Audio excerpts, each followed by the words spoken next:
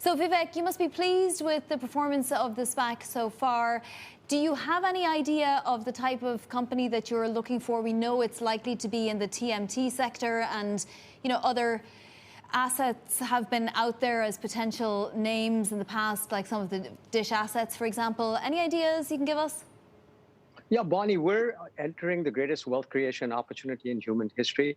There's like $1 trillion or more that's been pumped over the last decade into these great companies. They're rocket ships, and they're trying to reach escape velocity. So we're seeing lots of these companies. We have 1,500 to 2,000 of them that we track or in our portfolio. So these would be companies between 100 and 400 million in revenue, recurring revenue, growing at 40, 50% a year, and going after gigantic markets. So we're going after the very best companies. These are A-plus companies that are going after gigantic markets. And they'll be in the enterprise space. They'll be disrupting through data and technology, financial services, healthcare. So TMT covers a broad range. So we're seeing a lot of very exciting companies.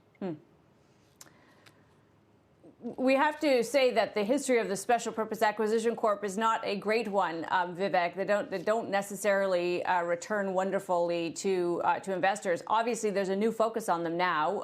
Will it be different this time? Yeah, we're into SPAC 3.0. So SPAC 1.0 was 30 years ago. They were kind of sleazy, and people didn't know the companies. People didn't know the investors. Then in the early 2000s, Citibank became the first mainstream bank to work with SPACs. And the IPO market had shut. It was the only alternative. And now we're into SPAC 3.0, where it's actually a better path than an IPO. I was fortunate in that I was friends with many of the great entrepreneurs of the past. I was friends with guys like Steve Jobs. And the new entrepreneurs are similar. What do they want? They want speed. They want certainty. They can execute. And folks like Steve Jobs were great storytellers.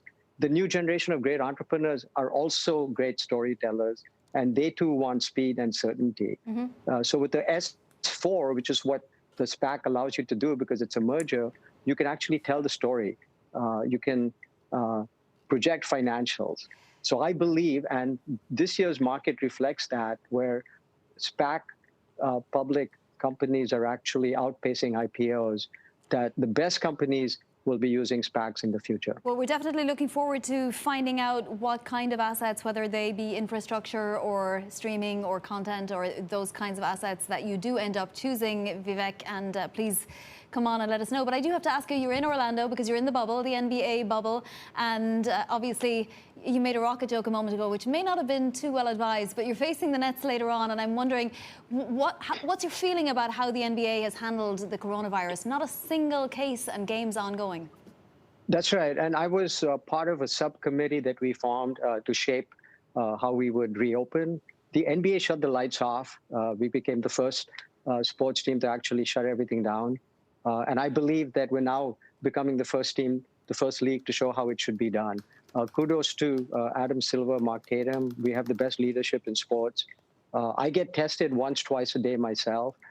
So creating the bubble, massive testing, all of that is working. And for that reason, we have 0 cases so far. And I think the other leagues should take a page out of our book. Absolutely. Your forecast for De'Aaron Fox, Vivek? He's gonna kill you guys tonight. De'Aaron is gonna kill you. He's too fast.